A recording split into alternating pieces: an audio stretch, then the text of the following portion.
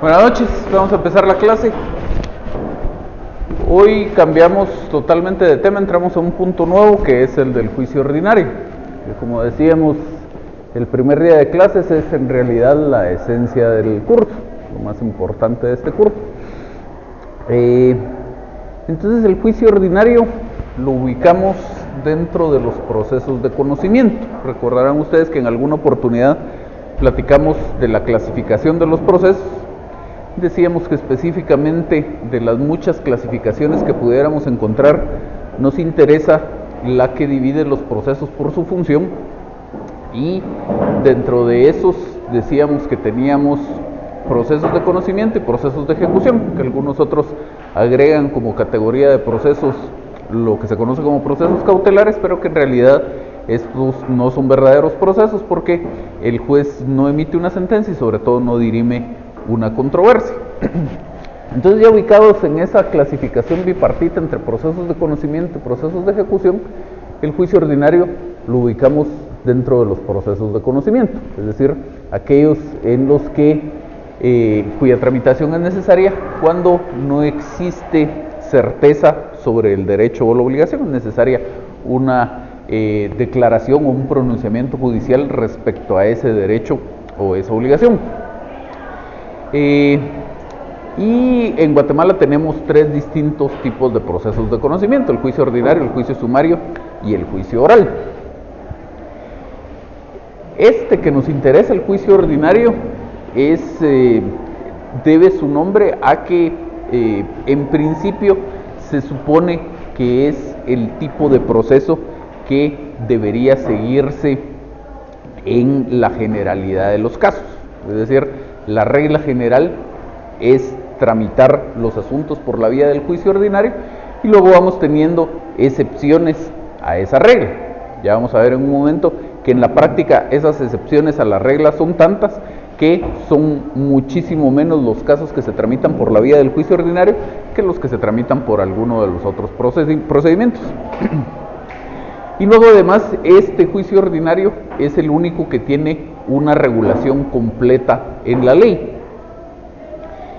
Por ejemplo, el diligenciamiento de las pruebas no se regula respecto a ninguno de los otros tipos de proceso. Luego en los otros tipos de proceso vamos aplicando supletoriamente las normas del juicio ordinario, y por eso es la relevancia de entender bien cómo funciona el juicio ordinario, porque en algún momento les decía yo, si usted entiende bien cómo funciona el juicio ordinario, ya en estricto sentido ni siquiera serían necesarias las próximas 2 clases de Derecho Procesal Civil. Debería estar en la capacidad de extrapolar sus conocimientos del juicio ordinario y aplicarlos a cualquiera de los otros tipos de procesos, solo ir haciendo las variaciones que vayan siendo necesarias.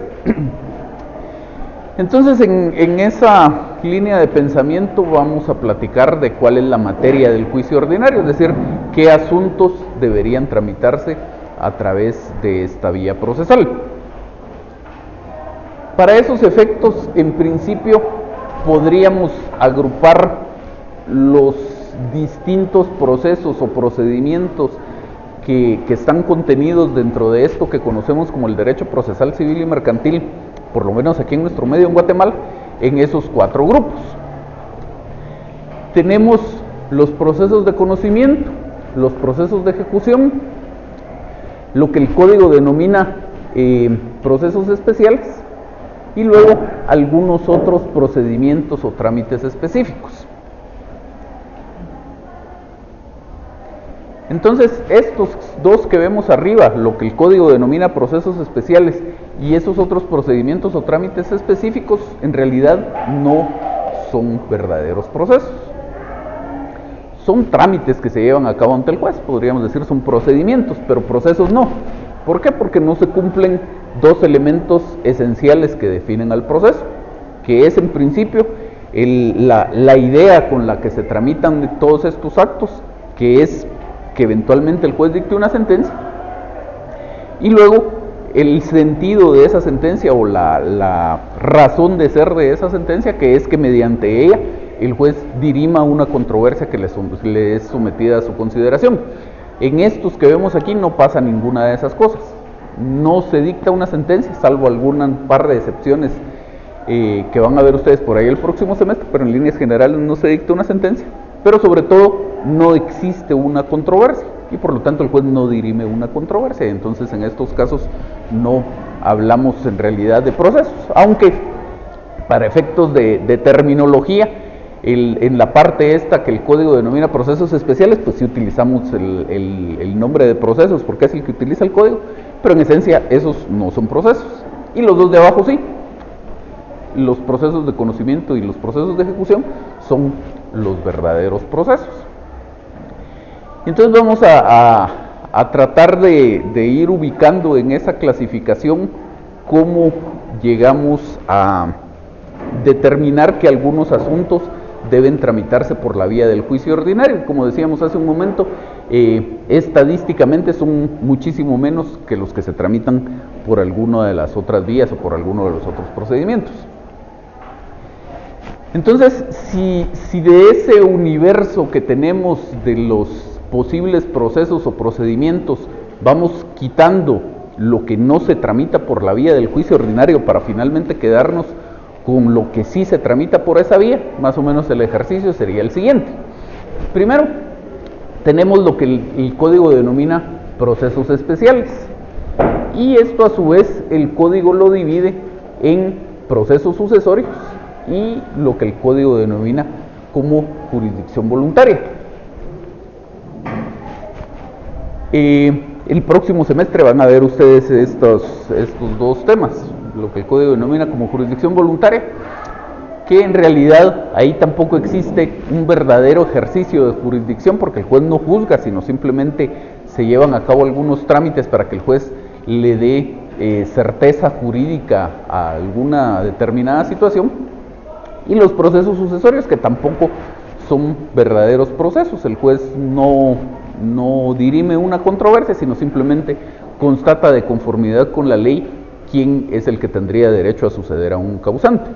De hecho, si hubiera alguna controversia en esos, pues normalmente habrá que tramitar un juicio ordinario para dilucidar esa controversia. Entonces, estos tampoco son verdaderos procesos. Entonces, lo separaríamos esa parte, todo esto que caiga en alguna de estas categorías de procesos de jurisdicción voluntaria o de procesos sucesorios, obviamente no se tramita por la vía del juicio ordinario. Las controversias sí, pero el procedimiento en sí mismo no, tiene su propio trámite. Luego tenemos por acá lo que podríamos denominar como otros procedimientos, es decir, algunos trámites que se llevan a cabo ante el juez, pero que no encuadran en alguna de las categorías que veíamos en la diapositiva anterior, es decir, no corresponden a la jurisdicción voluntaria, tampoco son procesos sucesorios, pero además tampoco encuadran en ninguna de las dos categorías de abajo, no son procesos de conocimiento, tampoco son procesos de ejecución, sino que son ciertos trámites o procedimientos que tienen su tramitación específica establecida en el código. Y aquí, como algunos ejemplos, podríamos ver estos. La consignación, el pago por consignación, en alguno de los trabajos de grupo por ahí lo mencionaron. El pago por consignación, que consiste en que si yo no puedo hacer directamente un pago válido a mi acreedor, lo puedo hacer a través del tribunal. Y esto el Código Civil establece específicamente cuáles serían esos casos en los que yo no puedo hacer directamente un pago válido al acreedor, y entonces esto se tramita por el procedimiento de los incidentes. Obviamente, como ya tiene su procedimiento establecido, eso nos excluye la aplicación del juicio ordinario.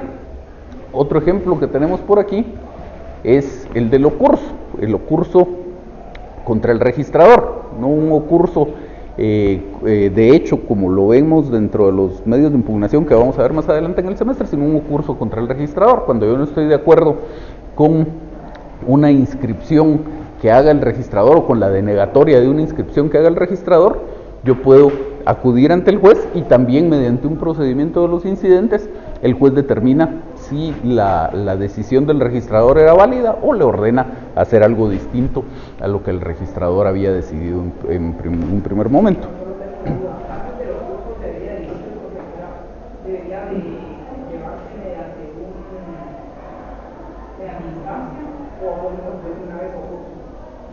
Perdón, no les... Ajá. Ajá. Pues según el registro, lo primero que se debería hacer es llevar este proceso, llevar ese documento mediante instancias, donde es que conocen todos el registrador, secretario general y con que configuramos directiva y después va a ocurrir o podemos aplicar el documento. No es necesario agotar algún trámite en el registro de la propiedad. Lo que pasa es que la ley, una reforma de hace ya bastantes años, como 15 o 20 años, estableció esa posibilidad, que si usted no estaba de acuerdo con la operación registral, sobre todo cuando usted mismo era el que había presentado el documento, digamos, yo presento un testimonio para su inscripción y la decisión registral es suspender la inscripción, no inscribirla. Entonces en ese momento yo podría hacer dos cosas. Yo podría retirar mi documento y que ya quede asentado una razón en el sentido de que se suspendió la inscripción por X razón. Entonces muy probablemente el registrador tiene la razón.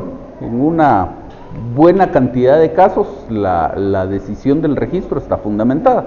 Entonces muy probablemente yo había cometido algún error en la escritura, por ejemplo. Entonces yo retiro mi testimonio, voy, corrijo mi error y ahora presento el testimonio de la primera escritura que había autorizado, acompañado del testimonio de otra escritura donde la aclaré, la amplié o hice lo que fuera necesario para corregirlo.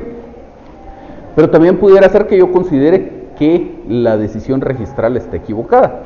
Entonces, la idea aquí es, en vez de retirar el testimonio, voy primero y discuto a lo interno del registro de ese tema. Es un derecho que yo tengo, pero no es necesario. Y sobre todo, como le digo, eso pasa cuando yo fui el que presenté el documento. Pero también pudiera ser, por ejemplo, que usted pidió un embargo sobre una finca de mi propiedad, por ejemplo. Y yo considero que el despacho tenía algún error que hacía que el registrador hubiera tenido que denegar esa anotación de embargo. Y el registrador hizo la operación. Entonces yo podría, mediante un ocurso, acudir ante un juez a discutir si esa operación registral debió haberse llevado a cabo o no. Entonces la idea es mucho más amplia y no es necesario agotar esas discusiones administrativas antes de ir al ocurso. Luego tenemos lo que ustedes ya conocen, lo que conocimos bajo el nombre de procesos cautelares. Entonces todos estos trámites que yo puedo seguir antes de presentar la demanda con el objeto de que el juez otorgue alguna providencia cautelar, tienen, como ya saben ustedes, su procedimiento específico, que obviamente no es el del juicio ordinario, y también lo que conocemos como medidas de seguridad tienen su procedimiento específico, que tampoco es el del juicio ordinario. Las pruebas anticipadas, también ustedes ya las conocen, tienen su procedimiento específico, en ningún caso es el del juicio ordinario. Y entonces obviamente todos estos ejemplos, y hay otros por ahí que tienen su procedimiento específico establecido en la ley, salen de la esfera de la aplicación del juicio ordinario porque tienen su procedimiento específico establecido.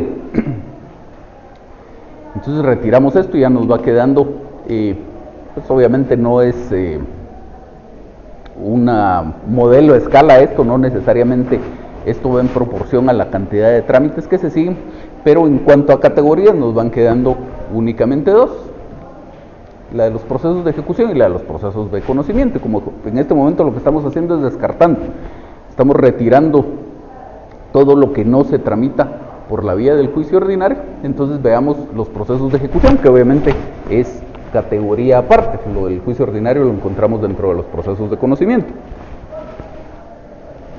Entonces estos procesos de ejecución, el código contempla varios. En principio, el código recoge una clasificación. Obviamente no me interesa que se aprendan de memoria todo esto, porque la mayoría de todos estos trámites de los que estamos viendo hasta el momento en la presentación son temas que ustedes van a ver en Derecho Procesal Civil 2 y en Derecho Procesal Civil 3. Lo que quiero es que vayamos viendo cómo vamos descartando trámites y cómo al final nos quedamos con solo algunos asuntos que se tramitan por la vía del juicio ordinario. Entonces, decíamos, aquí en los procesos de ejecución la ley en principio recoge una clasificación de estos entre procesos de ejecución singular y procesos de ejecución colectiva. Y en los procesos de ejecución singular tiene a su vez distintas categorías. Tiene la ejecución en vía de apremio, el juicio ejecutivo y lo que la ley denomina como ejecuciones especiales y además las ejecuciones de sentencia. Entonces tenemos estas 4 categorías de ejecuciones singulares. Todavía estas las podemos subdividir y en ejecuciones especiales tenemos otras 4 categorías: de la obligación de hacer, por quebrantamiento de la obligación de no hacer, de escriturar y de dar. Y las ejecuciones de sentencia, tenemos ejecuciones de sentencias nacionales y ejecuciones de sentencias extranjeras. Entonces, como vemos ahí, ya la categoría esta de procesos de ejecución ya se nos separó en un montón de distintos procesos o procedimientos, y obviamente el que un asunto encuadre en cualquiera de esos supuestos no se excluye la posibilidad de aplicación del juicio ordinario. Y todavía en la ejecución colectiva tenemos 3 tipos de ejecución colectiva: el concurso voluntario de acreedores, el concurso necesario de acreedores y la quiebra. Les insisto, no me interesa que se aprendan todo esto, solo para que vayamos viendo cómo descartamos asuntos y finalmente nos quedamos con aquellos que sí se tramitan por la vía del juicio ordinario. Entonces vemos aquí todo este montón de temas que corresponden a los procesos de ejecución. Obviamente eso implica que no son procesos de conocimiento y que no se tramitan por la vía del juicio ordinario. A los procesos de conocimiento, a cualquiera de ellos, ordinario, sumario o oral, llegamos por exclusión. Es decir, si el asunto puede tramitarse a través de un proceso de ejecución, si tenemos un título ejecutivo, debemos acudir al proceso de ejecución que corresponde. Solo a falta de un título ejecutivo pensaremos en un proceso de conocimiento. Y por eso es que hemos seguido este orden en la presentación. Primero vimos asuntos muy específicos, muy puntuales, que tienen su propio trámite establecido en la ley. Obviamente eso nos excluye la aplicación del juicio ordinario. Ahora estamos viendo procesos de ejecución, que esos en el proceso mental que yo debo seguir para definir cuál es la vía procesal o cuál es el trámite a través del cual debe seguirse mi asunto. Primero debo pasar por los procesos de ejecución. Solo si no puedo acudir a un proceso de ejecución, pienso en un proceso de conocimiento. Entonces todos estos que son de ejecución también los descartamos y solo nos van quedando ya los procesos de conocimiento. Y procesos de conocimiento, decíamos hace un momento, tenemos 3: el ordinario, el sumario y el oral.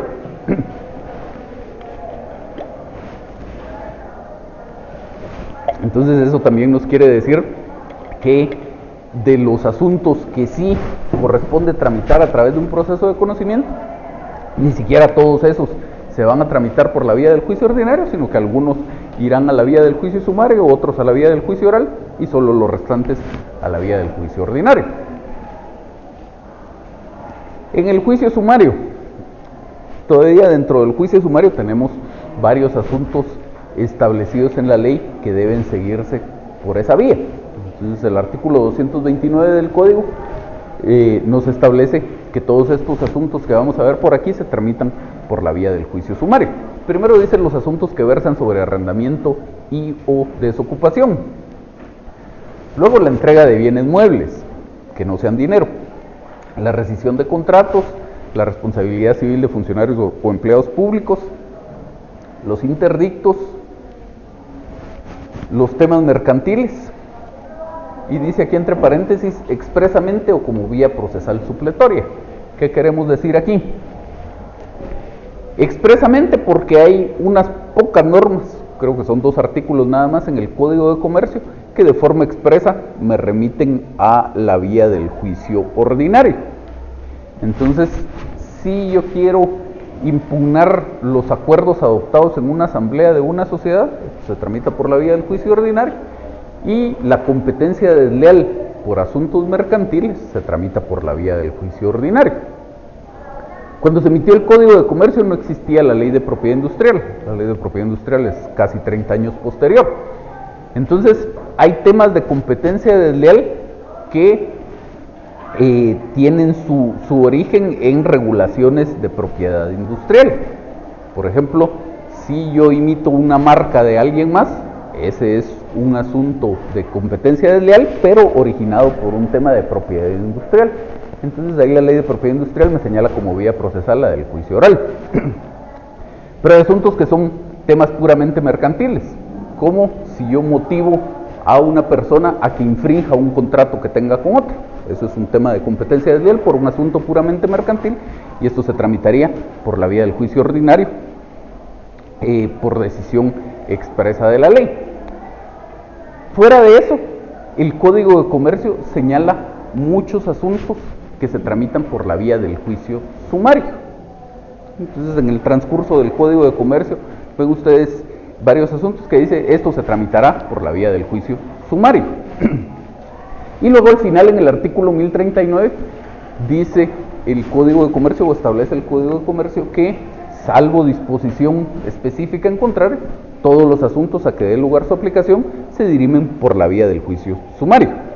Entonces, ya sea que en la regulación específica del asunto que yo voy a tramitar me remita a la vía del juicio sumario, o que el asunto no tenga una vía procesal específicamente señalada, pero derive de la aplicación del Código de Comercio, entonces tendré que acudir a la vía del juicio sumario, y obviamente excluimos ahí la posibilidad del juicio ordinario.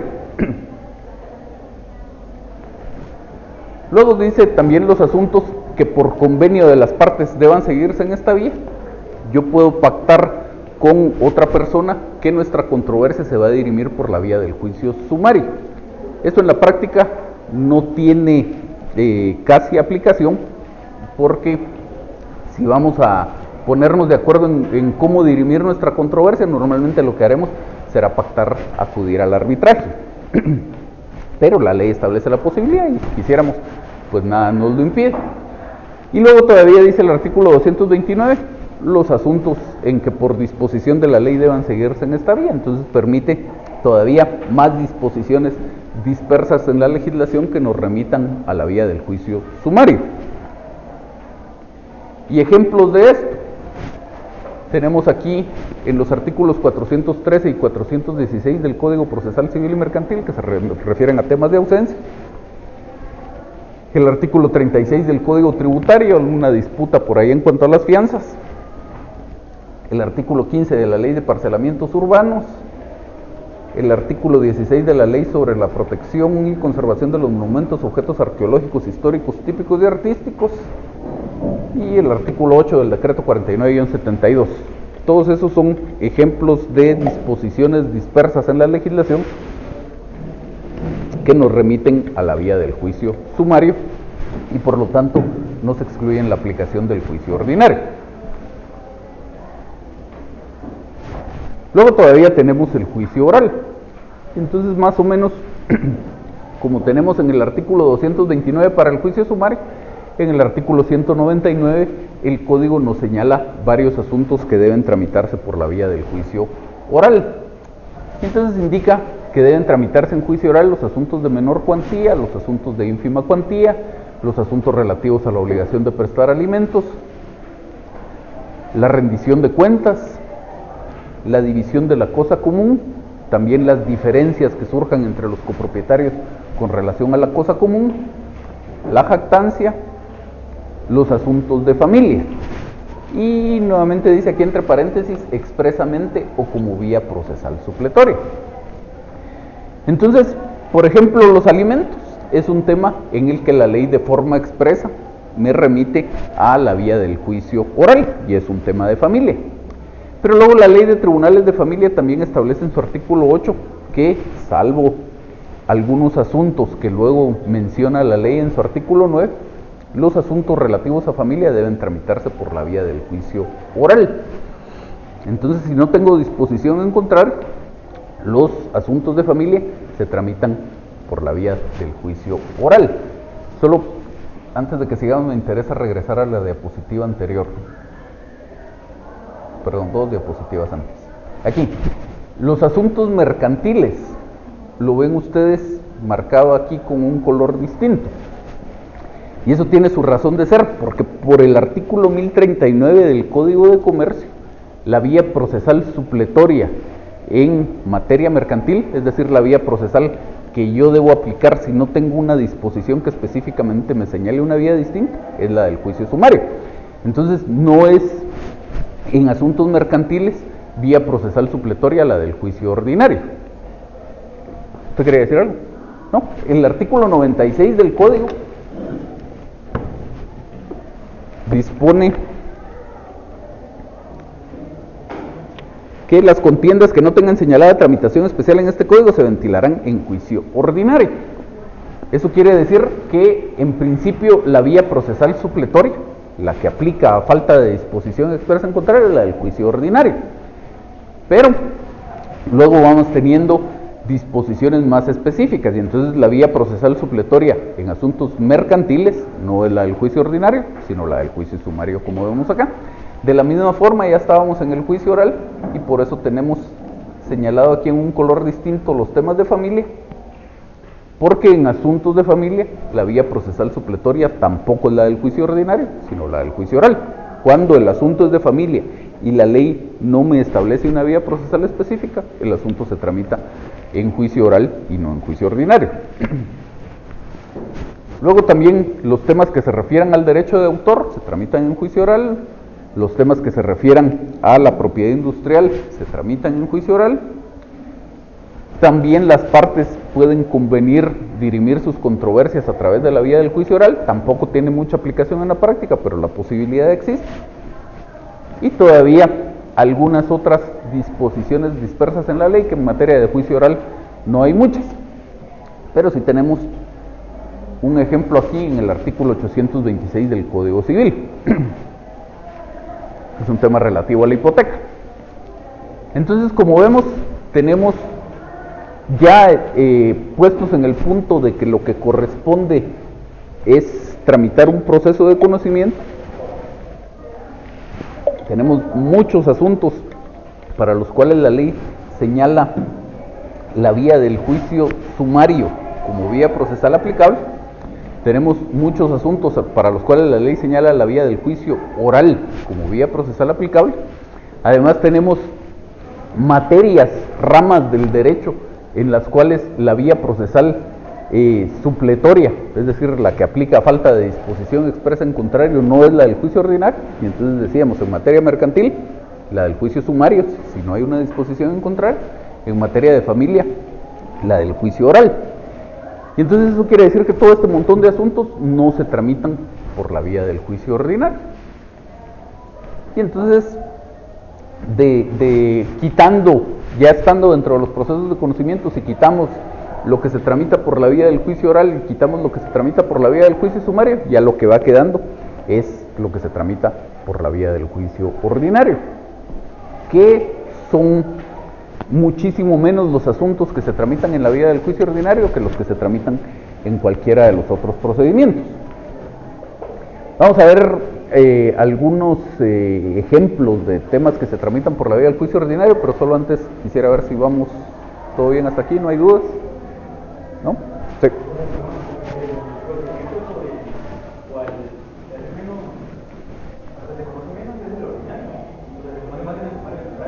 Sí. Veamos un par de ejemplos clarísimos. Regresamos un par de diapositivas para esto.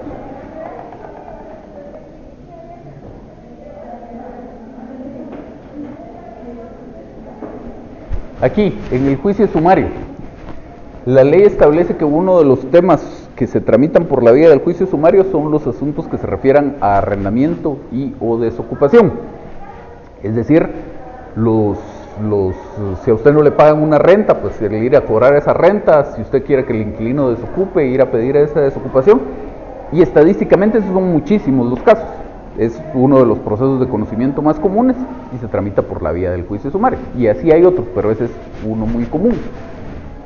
Si seguimos un poco más en esta diapositiva, dice que los asuntos mercantiles, si no hay disposición legal en contrario, se tramitan por la vía del juicio sumario. Y dentro de los muchos asuntos mercantiles, uno que es muy recurrente es el que se refiere a cobros por tarjetas de crédito. Ese es un asunto mercantil y si usted no paga su tarjeta de crédito, usted lo van a demandar y lo van a demandar en un juicio sumario. Y de esos se presentan por miles. Entonces, eso hace que si hacemos una estadística, los juicios sumarios sean muchísimos más que los ordinarios. Y si vemos en los orales, tenemos, entre otros, el tema de alimentos. Y en general, no solo los alimentos, sino los temas de familia, salvo que exista una disposición contraria, porque hay temas de familia que se tramitan por la vía del juicio ordinario, por ejemplo, el juicio ordinario de divorcio, o hay temas de familia que se tramitan por procedimientos de jurisdicción voluntaria, etcétera. Pero a falta de disposición específica en contrario, los temas de familia se tramitan por la vía del juicio oral. Entonces, temas de familia tenemos muchísimos. Y por eso es que si vimos, tenemos que seguir un procedimiento lógico en el cual vamos descartando posibilidades. Entonces empezamos en ese razonamiento que debemos hacer, empezamos por verificar si el asunto tiene un procedimiento específico, como las pruebas anticipadas, los procesos cautelares, el proceso sucesorio, etcétera, etcétera. Entonces, si el asunto tiene un procedimiento específico, seguimos ese procedimiento específico. Luego, la posibilidad, si descartamos esa posibilidad, pasamos a lo siguiente, que es establecer si tenemos un título ejecutivo para acudir a un proceso de ejecución. Si tenemos título ejecutivo, debemos acudir al proceso de ejecución. No es opción acudir a uno de conocimiento. Entonces, si tenemos el título ejecutivo, acudimos al de ejecución, excluimos la posibilidad del juicio ordinario. Ya puestos en el punto de que el tema se tendría que tramitar a través de un proceso de conocimiento, pues tenemos todo este montón de asuntos que tienen una vía procesal específicamente señalada. Si es así, aplicamos esa vía procesal y entonces nuevamente excluimos la posibilidad del juicio ordinario. Luego todavía, si el asunto no tiene una tramitación específicamente señalada, entonces tenemos que ver de qué materia se trata. Porque si es materia mercantil tendríamos que acudir al juicio sumario, si es materia de familia tendríamos que acudir al juicio oral, y nuevamente excluimos el juicio ordinario. Ya si nos quedamos con que el tema es correspondiente al juicio ordinario, lo vamos a recalcar en un momento, pero si me pone atención a la pantalla, vemos aquí que en el juicio oral se tramitan los asuntos de menor cuantía y también los asuntos de ínfima cuantía. Entonces, si el asunto es civil, no tiene vía procesal específicamente señalada, pero es de menor cuantía o es de ínfima cuantía, se tramita por la vía del juicio oral. Entonces, eso quiere decir que al juicio ordinario solo llegamos. Una posibilidad es que la ley me señale expresamente la vía del juicio ordinario, ya vamos a ver unos ejemplos. La otra posibilidad es que sea un asunto civil, no de familia, no mercantil, sino estrictamente civil. Y siendo civil, que no sea de menor cuantía ni de ínfima cuantía. Dicho de otra forma, que sea de valor indeterminado o que sea de mayor cuantía. Entonces será aplicable la vía del juicio ordinario. Por supuesto, sí hay asuntos que se tramitan en juicio ordinario y no son 2 o 3 al año, pero si hacemos una comparación con los que se tramitan a través de cualquiera de los otros procedimientos, pues obviamente la cantidad es relativamente reducida. En el sumario, digo que hay unas disposiciones de la ley, digo que necesariamente se tramitaba por el sumario, o sea, cuando las partes lo convenían. No, ahí estamos mezclando dos cosas. Pero usted mencionó que había un caso en el que si las partes lo convenían, lo tramitaban por el sumario. ¿Sí? ¿Qué beneficios tiene de tramitar en el sumario? Teóricamente es más breve. En la práctica en realidad no hay diferencia. Lo que pasa es que si un proceso se tramitara con sus plazos legales, que de hecho supongo que todavía nos dará tiempo de empezar a ver eso hoy, el procedimiento del juicio ordinario, Si usted tramitara un juicio ordinario con el estricto cumplimiento de los plazos legales, suponiendo que no hubieran excepciones previas, entramos con la contestación de la demanda, luego nos vamos a la apertura, prueba, etcétera, un juicio ordinario debería tardar como 3 o 4 meses. Entonces, obviamente eso en la práctica ni soñarlo. Y entonces un juicio sumario, si nos vamos también al estricto cumplimiento de los plazos legales, debería tardar unos 2 meses. Entonces, ahí podría tener algún sentido. Ahora, si hablamos de tiempos reales, en el que si bien nos va un proceso se tarda unos 3 años en su tramitación, podrían ser 5 o 10, entonces 2 meses de diferencia no significan nada. Por eso es que en la práctica nadie o casi nadie decide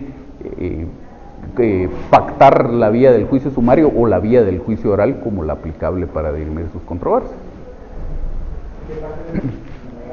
¿Qué manda? Ninguna de las dos. Lo que pasa es que si vamos un poco a la historia, cuando se emitió el Código Procesal Civil y Mercantil, el código tenía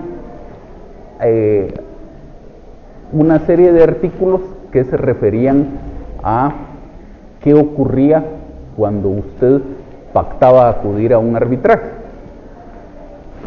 Entonces, al final de cuentas, era probablemente más complicado llegar al punto en el que el arbitraje realmente empezara a funcionar, que ya se instalara el tribunal arbitral y empezara el proceso arbitral propiamente dicho. Antes de todo eso, había que seguir un trámite judicial que era muy complicado, y ese trámite judicial previo eventualmente podía derivar en un juicio ordinario. Entonces, en aquellos entonces era muy poco probable que usted viera un arbitraje.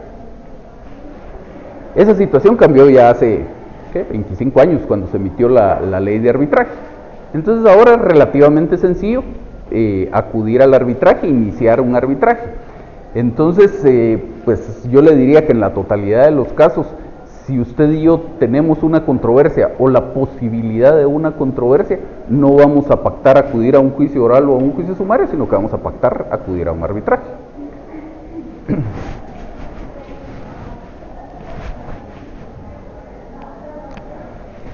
Entonces, si ya descartamos todos los temas que no son materia del juicio ordinario, veamos entonces qué sí es materia del juicio ordinario. No sé si alcanzan a leer ahí, pero dice que en principio es materia del juicio ordinario aquellos asuntos en los cuales la ley expresamente nos señala esa vía procesal.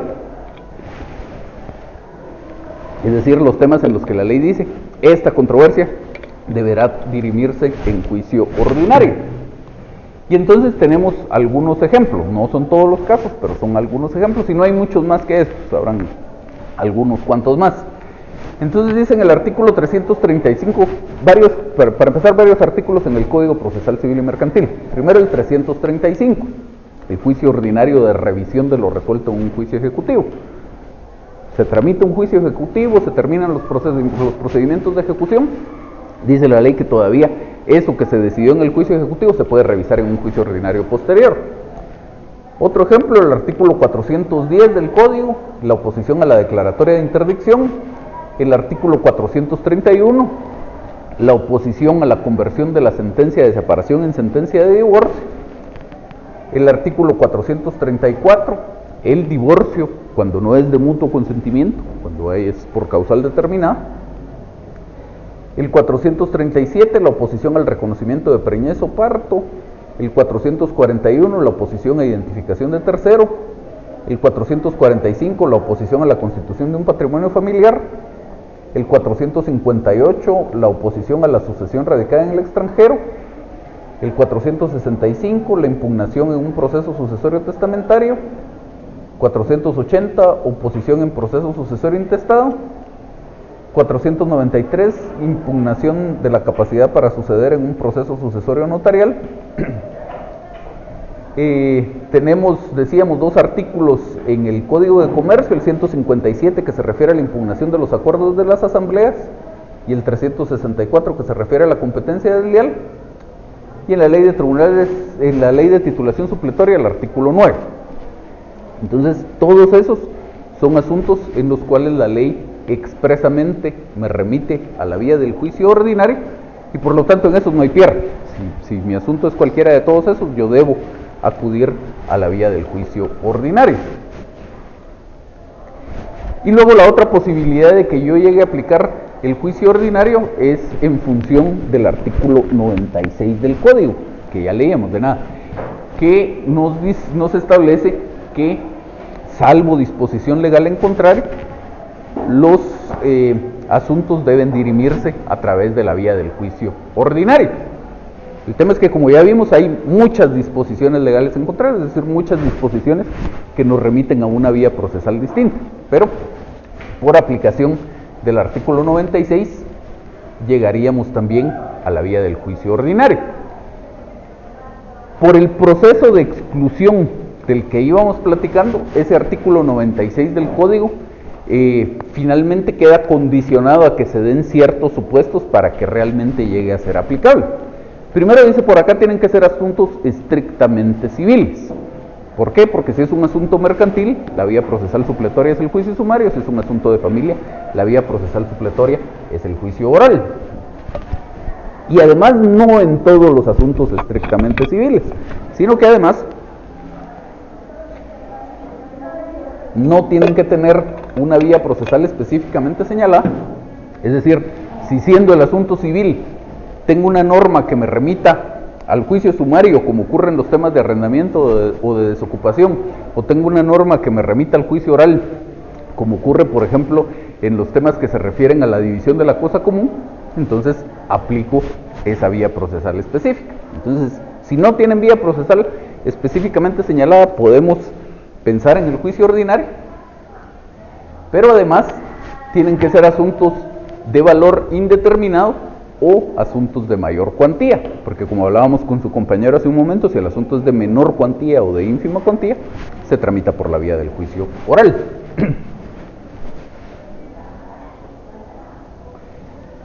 Todavía aquí por razones de espacio no lo incluimos, pero existe todavía una posibilidad más de llegar al juicio ordinario.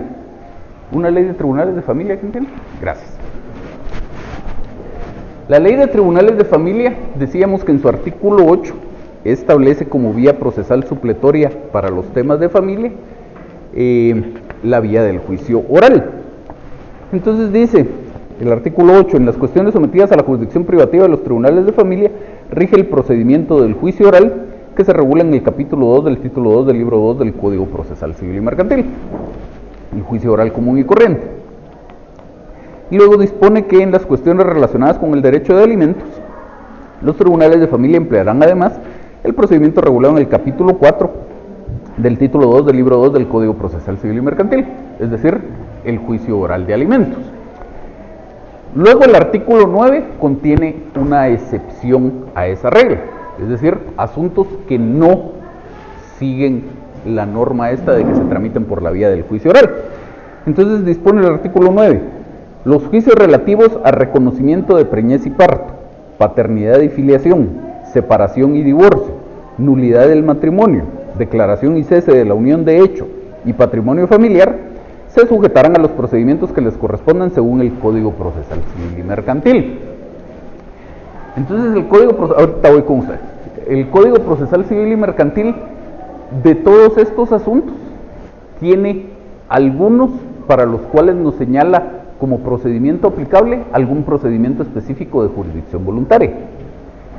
Tiene algún otro asunto, específicamente el divorcio, para el cual, si es por mutuo consentimiento, específicamente me señala un procedimiento de jurisdicción voluntaria, y si es por causal determinada, es decir, si es un divorcio contencioso, específicamente me remite al juicio ordinario.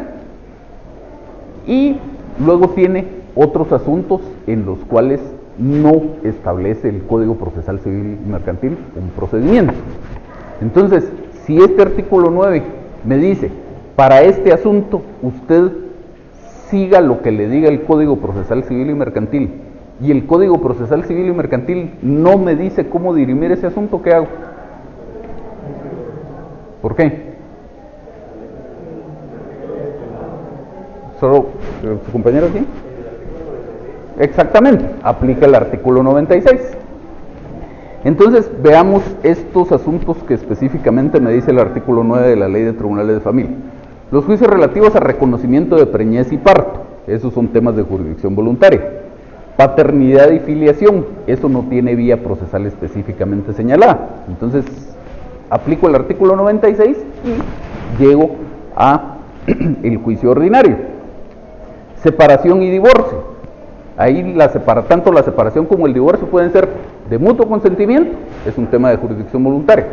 Contencioso, es un juicio ordinario. Nulidad del matrimonio, no tengo vía procesal específicamente señalada, también aplico el juicio ordinario. Declaración y cese de la unión de hecho, tampoco tengo vía procesal específica, también aplico el juicio ordinario. Patrimonio familiar, sí es un tema de jurisdicción voluntaria.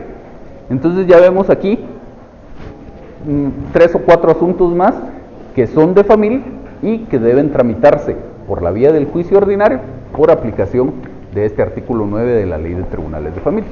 Gracias. Sí, señor Andarauz.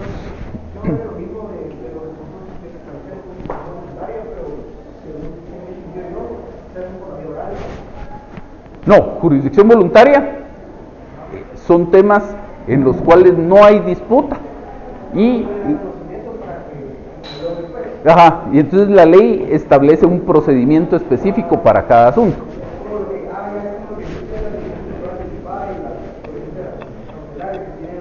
Exactamente.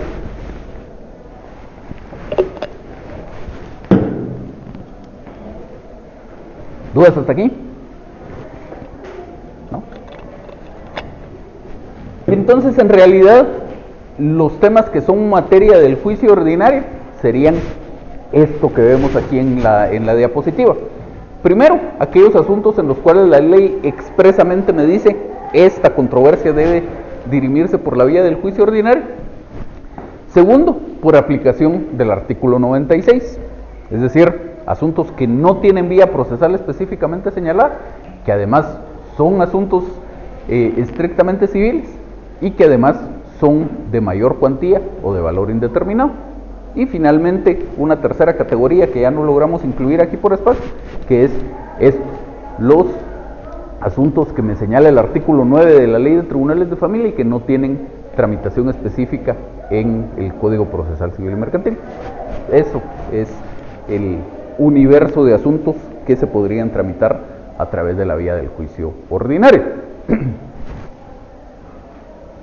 Entonces tenemos juicios ordinarios más comunes, y más comunes entre comillas, porque ya les decía yo que los más comunes en realidad son otros tipos de procesos. Si vemos juicios sumarios hay muchísimos más, si vemos orales hay muchísimos más, si vemos procesos de ejecución, juicios ejecutivos hay muchísimos, ejecuciones en vía de apremio también hay muchísimas, pero sí hay, por supuesto, asuntos que se tramitan en la vía del juicio ordinario, y dentro de esos que se tramitan en la vía del juicio ordinario, los que vemos con un poco más de frecuencia son algunos ejemplos que vamos a poner por acá.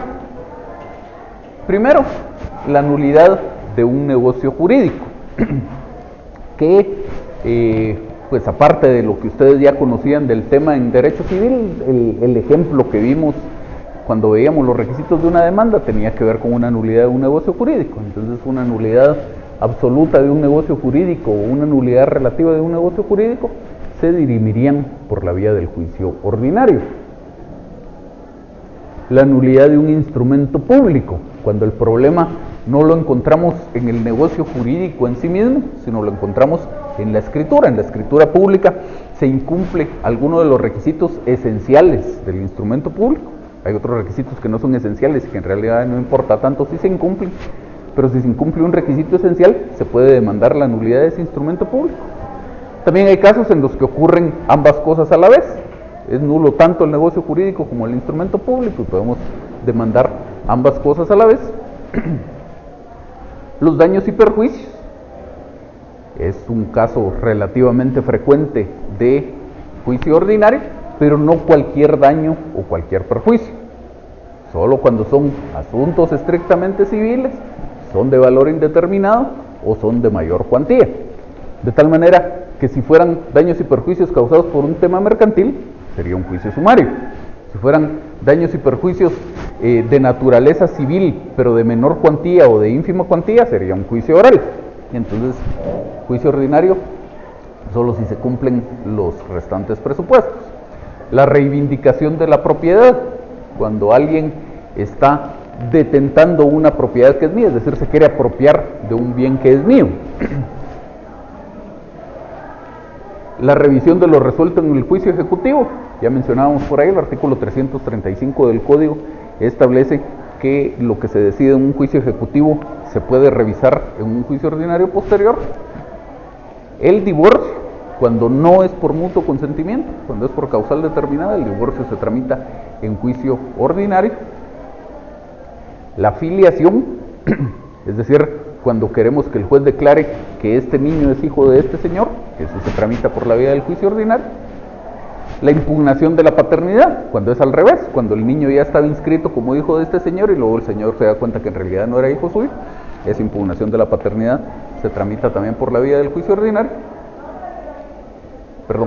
Y la declaración de unión de hecho, es decir, cuando un hombre y una mujer ya convivieron por más de 3 años como marido y mujer, no se han casado y tampoco han declarado voluntariamente su unión de hecho, cualquiera de ellos dos puede pedir que esa unión de hecho sea declarada.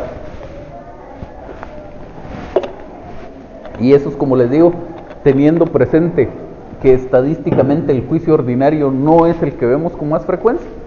Ya puestos en el punto D, dentro de los juicios ordinarios, estos serían los más comunes.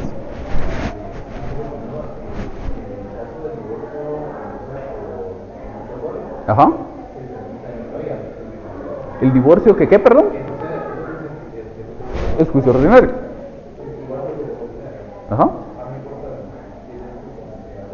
No, lo que pasa es que usted, en cuanto a vías procesales, o a procedimientos, mejor dicho, para el divorcio, tiene 2 mecanismos. Uno es, si el divorcio es por mutuo consentimiento, si marido y mujer decidieron que se quieren divorciar, están de acuerdo en ciertos elementos que van a ver ustedes el próximo semestre, son unas diligencias de jurisdicción voluntaria. Ahí la ley establece específicamente cuál es el trámite de esas diligencias. Ahora, si ese acuerdo no existe y por lo tanto usted va a demandar a su esposa o su esposa lo va a demandar a usted, en principio se necesita una causal establecida en la ley. El artículo 155 del Código Civil establece cuáles son las causales para demandar el divorcio y ese divorcio se tramita por la vía del juicio ordinario. ¿Alguna otra duda por aquí? ¿No? ¿Nadie? Para ir cerrando, dice por acá que a diferencia del juicio oral y el juicio sumario, en el juicio ordinario no tenemos trámites específicos en función del asunto que se esté dirimiendo. ¿Qué quiere decir esto? El próximo semestre, así como este semestre el corazón del curso es el juicio ordinario, el próximo semestre van a ver también ustedes algunas cosas adicionales, pero el corazón del curso es el juicio sumario y el juicio oral. Entonces, cuando estén ustedes el próximo semestre, van a ver que el código establece un procedimiento básico del juicio sumario, es decir, un procedimiento general, digamos, del juicio sumario, pero luego, en función del asunto específico que se esté tramitando en ese juicio sumario, el código establece ciertas especialidades, ciertas variaciones de ese trámite general. Entonces, por ejemplo, un juicio sumario que se refiere a la desocupación de un inmueble tiene algunas actuaciones procesales específicas que no hay en ningún otro juicio sumario. Un juicio sumario que se refiera a la responsabilidad civil de un funcionario o empleado público tiene algunas disposiciones específicas, sobre todo en cuanto a la competencia, que no se aplican en ningún otro juicio sumario. Y así, en función del asunto específico que se esté tramitando, la ley establece algunas variaciones con el trámite general. Lo mismo pasa con el juicio oral. La ley establece en principio un trámite general del juicio oral y luego, en función del tema específico, hay algunas variaciones. Por ejemplo, el juicio oral que se refiere a la fijación de una pensión alimenticia tiene algunas actuaciones que no existen en ningún otro tipo de proceso. El juicio oral de jactancia tiene algunas actuaciones que no existen en ningún otro tipo de proceso y así con los demás. En el juicio ordinario no tenemos eso. En el juicio ordinario tenemos un trámite para el juicio ordinario y ese es el mismo para cualquier asunto que se dirime en juicio ordinario, no importando cuál sea ese asunto.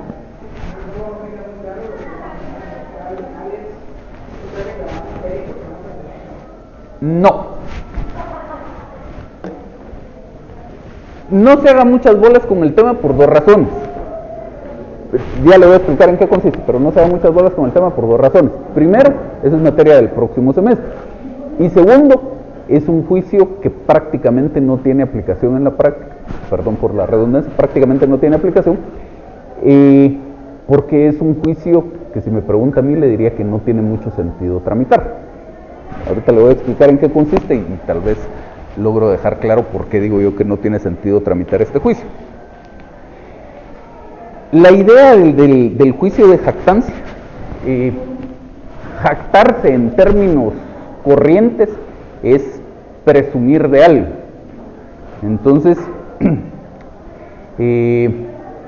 siempre que usted se atribuye una calidad, se está jactando de algo. Usted puede jactarse de que tiene mucho dinero, que es buen deportista, que es buen estudiante, que es lo que sea. Cuando usted se atribuye una calidad, usted se está jactando de algo. Puede ser cierto, puede ser mentira, de todos modos es una jactancia. Si usted se atribuye la cualidad de que usted es un excelente deportista, no importa si es cierto o es falso que usted es buen deportista, usted se está jactando de ese hecho.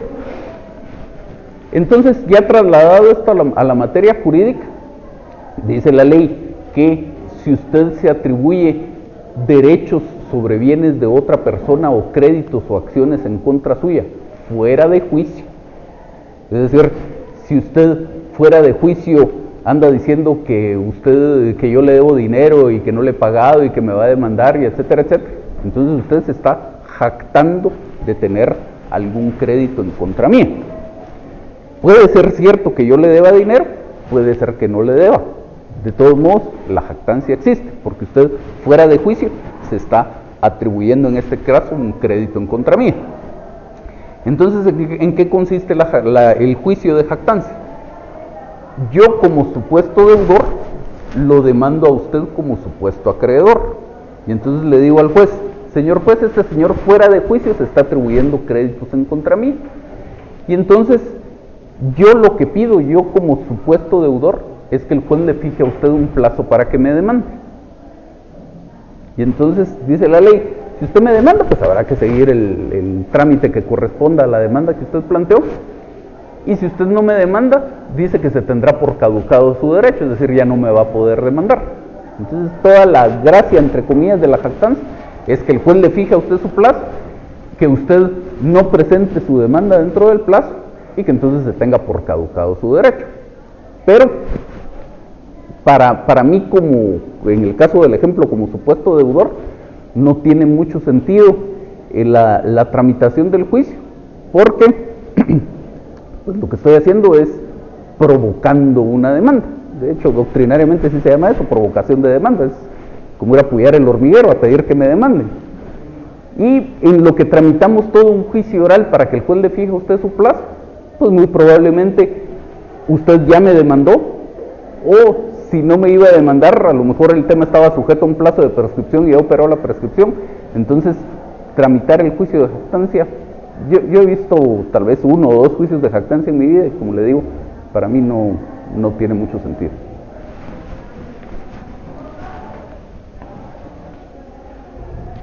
Y ahí estamos con la materia del juicio ordinario. ¿Dudas? ¿No? ¿Nadie? Al final de cuentas, en este semestre no debería, para efectos prácticos de ustedes, no debería darles mucho problema, porque procesos propiamente dichos vemos uno nada más. Entonces, si hay algo que deba, con respecto a lo cual deba plantearse una demanda, necesariamente la demanda será para iniciar un juicio ordinario. El tema se va volviendo más interesante el próximo semestre, porque a eso ya le agregamos el juicio sumario y el juicio oral, y entonces sí ya tienen ustedes que aprender a discernir cómo determinar la vía procesal o el procedimiento aplicable a su caso. En este momento, para efectos prácticos, cualquier cosa se tramitará por la vía del juicio ordinario si va a ser un proceso propiamente dicho, pero como el juicio ordinario solo lo ven este semestre, pues ya tienen que empezar a saber en qué caso llegan ustedes a la vía del juicio ordinario, que insistiendo sería cuando la ley se lo señala expresamente, o bien por aplicación del artículo 96, pero decíamos el artículo 96 en realidad no es tan general como aparenta, sino para que el artículo sea aplicable necesitamos una posibilidad, es que sea un asunto estrictamente civil, que no tenga vía procesal específicamente señalada y que además sea de valor indeterminado o de mayor cuantía, y la otra posibilidad es que sea alguno de los asuntos que señala el artículo 9 de la Ley de Tribunales de Familia y que no tenga una vía procesal específica señalada en el Código Procesal Civil y Mercantil. ¿Estamos ahí? Bueno, entonces vamos a empezar a platicar del procedimiento del juicio ordinario.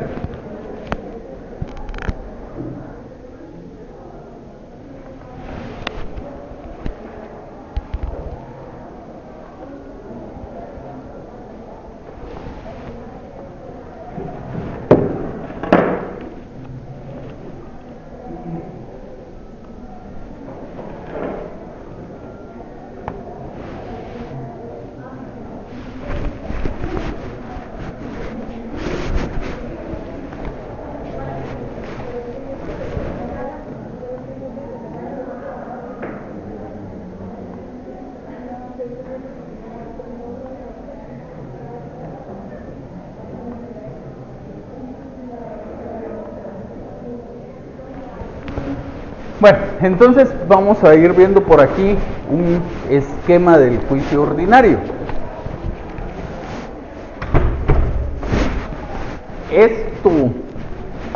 Esto que nos lleva a diseñar, por llamarlo de alguna forma, o a representar gráficamente cómo se tramita el juicio ordinario, es una habilidad que ustedes deberían desarrollar.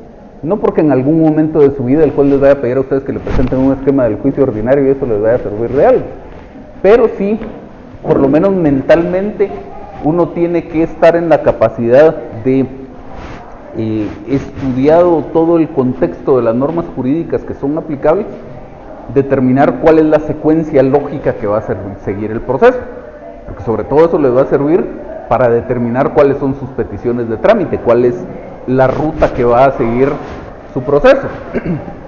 Entonces ustedes o todos cada vez estamos más cerca de un cambio en la legislación procesal civil. El código tiene ya, ¿qué? Más de 55 años de estar en vigencia. Entonces, en algún momento, más tarde o más temprano, va a haber un cambio en la legislación. Hace 20 años se anunciaba el cambio en la legislación procesal civil como que era algo que ya estaba a la vuelta de la esquina. Igual pasaron 20 años, pasaron 4 o 5 proyectos de códigos más y el tema no ha cambiado, pero en algún momento va a cambiar. Y entonces usted no podría estar en la situación de decir, me cambiaron el procedimiento, ahora ya no sé derecho procesal civil. El procedimiento es algo accidental, puede ser este, puede ser otro. Usted lo que tiene que saber es las etapas básicas del proceso y entender de la regulación legal cuál es el camino que va a seguir su proceso desde el punto en el que usted presenta la demanda hasta que el asunto llegue a sentencia. Entonces, más o menos, eso es lo que vamos a tratar de establecer aquí con el juicio ordinario. Siendo un asunto del derecho procesal civil, dijimos en algún momento que por aplicación del principio dispositivo, la regla general es que el asunto inicia con una demanda. La demanda es el acto procesal típico de iniciación y la regla general es que en el proceso civil, si no hay demanda, no hay proceso. Ya una vez presentada la demanda, pues echa a andar la maquinaria judicial y entonces hay que seguir las disposiciones que la ley establece, pero como los asuntos son normalmente de interés privado, a las partes les corresponde en principio definir si quieren someter esa controversia a decisión del juez o no, y si lo quieren hacer es a través de una demanda.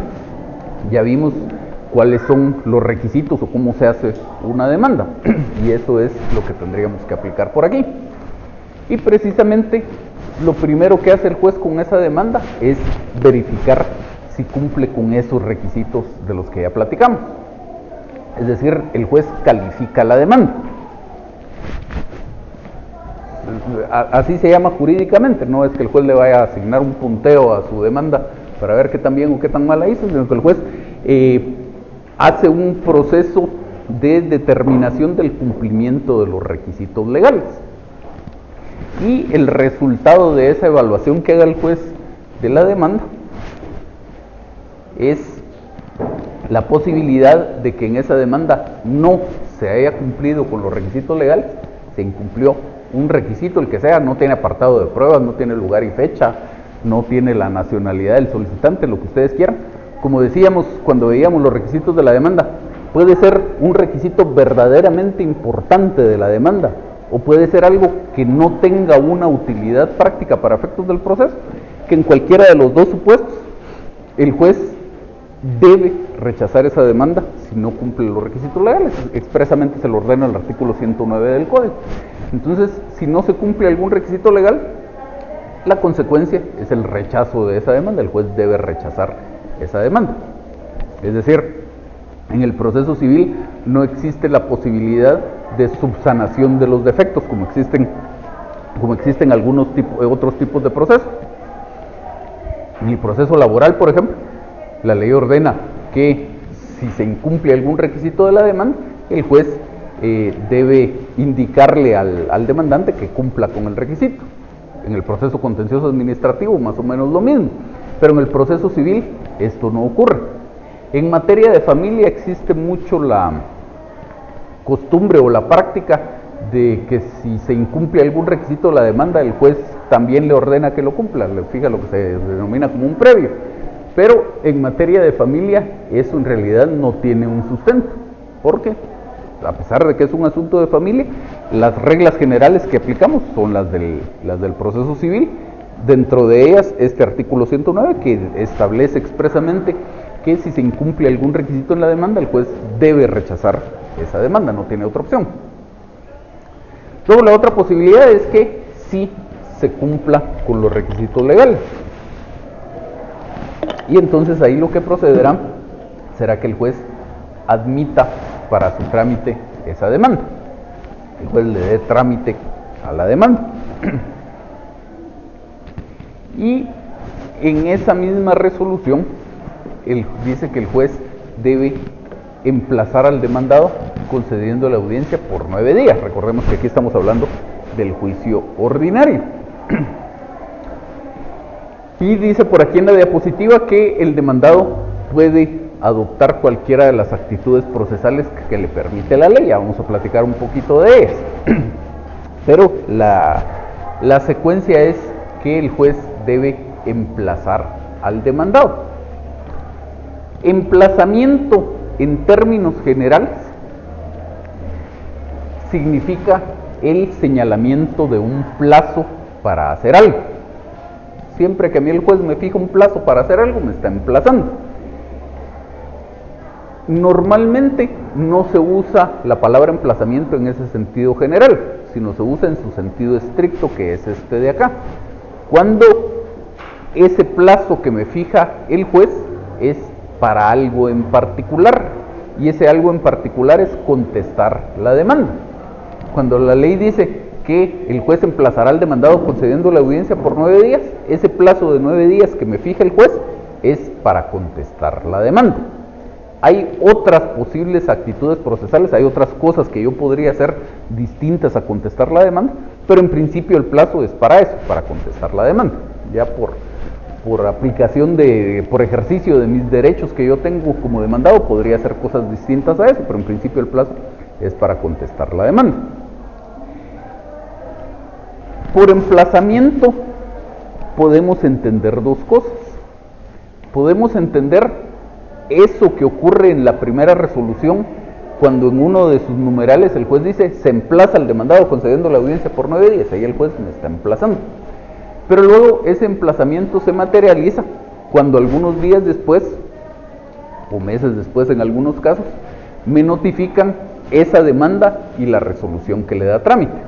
Entonces, notificado yo de la demanda y la resolución que le da trámite, a partir del día siguiente comienzan a contar esos 9 días de los cuales yo dispongo para contestar la demanda.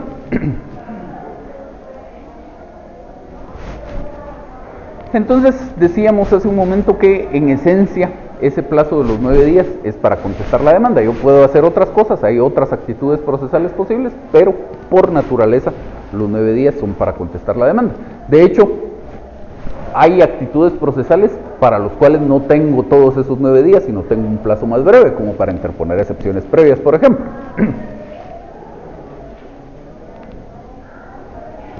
Entonces, vemos por acá, del lado derecho de su pantalla, que dice 6 días. Para la interposición de excepciones previas, tengo únicamente 6 días, no tengo todos los 9 días.